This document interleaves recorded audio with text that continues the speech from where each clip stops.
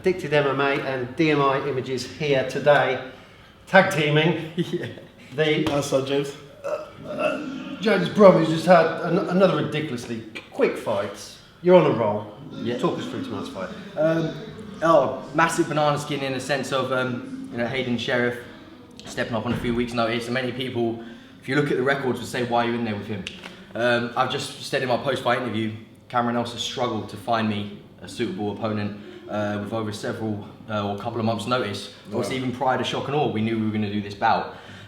He had some fighters in France that were up for it, but their management was asking for ridiculous money, which meant the fight was wasn't financially viable. So then you had other fighters that just flatly refused it. So 2 weeks out, who do you turn to? And then Hayden Sheriff was up for the fight, came in, gave his best, but ultimately, it was going to go one way. I always knew it was going to go one way, had no doubt, and I went in there and got the job done. I was tempted to go in and try some stuff out, but at the end of the day, let's go in there, get the job done, seal it, and move on to bigger and better things.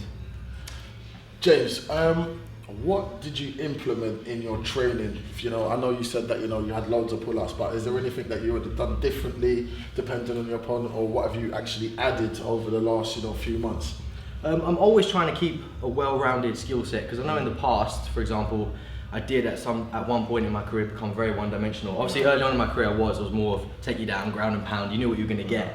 Then obviously in my Cage Warrior years it went the opposite of, I was preventing people from taking me down and not only striking and beating them up, stood up. Now I focus a lot of my time on the wrestling, obviously going out to Team Alpha Male. Obviously my loss to Brett Johns taught me that stuff I need to work on, defensive and offensive wrestling. So I always take something from my losses, and I feel I'm a better athlete for that. But I try not to work too much to a game plan, because the state of UK MMA and the state of where I'm at in my career, I don't have a set opponent. It's constantly changing, so I have to just constantly be changing myself. It's we've spoken recently, we've done interviews.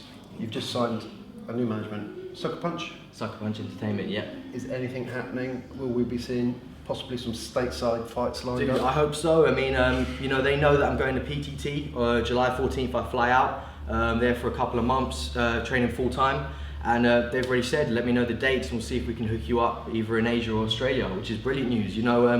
Obviously prior to this, a couple of weeks back, or a week and a half ago, Ian Entwistle pulled out of his fight against Marcus Brimage.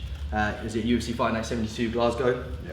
Obviously there was a lot of support on Twitter, Facebook, social media for obviously UK-based fighters like myself, Brett Johns, Dean Garnett to take up the slot, and I said straight away I'm ready, and there was a massive campaign. I know my name was thrown into the mix by Sucker Punch Entertainment. It's unfortunate, obviously, they haven't gone with a UK-based guy. They've chosen to bring up another American, and they obviously have their reasons. There's a lot of stuff going on obviously with the McGregor-Aldo fight, and it was probably the easier option to bring over another American, whether or not they have to sort out visas.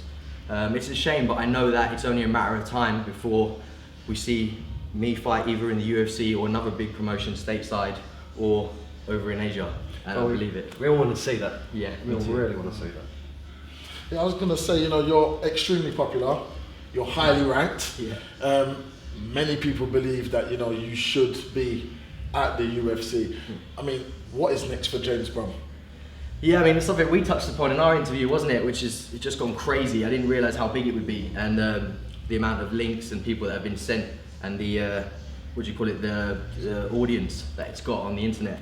And we covered some of those topics. I believe I should have been there a long time ago. I think what held me back was my record, which had a lot of decisions on it. Yeah. And I'm trying to change that. Even tonight, for example, my game plan to go in there was to get the finish, which I did, but make an exciting finish. The head and arm choke isn't that exciting, it's my second one on the roll, but I was looking for that, right kick, high tie knockout, and I skimmed it. Yeah, South Coast kick, it's going from the legs up high now, but I just, where I've been working on my kicks, I've been kicking people that's 6 or 7 feet tall. I need to just bring it down a little bit. But yeah, what's next for me is to train full time. So I'm going out to PTT, train there for several months, and let's see if I can get a fight out there, a bantam or feather, or if not, when I come back. But I don't want to say, well, I kind of do want to say I'm done with the domestic scene in the UK. I feel it's time I should move on to bigger and better things. It's great that Cage Warriors are coming back, but ultimately I want to be on an even bigger show, and I don't think that's arrogant or rude of me, to say that. I think, at some point you've got to start making a living, and I want to make a living doing something I love and I enjoy. And if I believe I can do that, I have the skills and the work ethic to do that. But it's got to happen sooner rather than later. And I keep telling people this year you will see me debut stateside. It's not a goal, it will happen. You know what? I think that would be a shame for us that's still on the domestic scene, but for the international scene, you know, that would be fantastic. James Brum, fantastic athlete. You know, absolute privilege to watch you again, and I'm sure the KillaCam promotion was glad to have you as well. Yeah, no. Thank you very much. Thanks for having me, Nice guys. one. It's awesome to catch up with you again. Thank you. Thanks.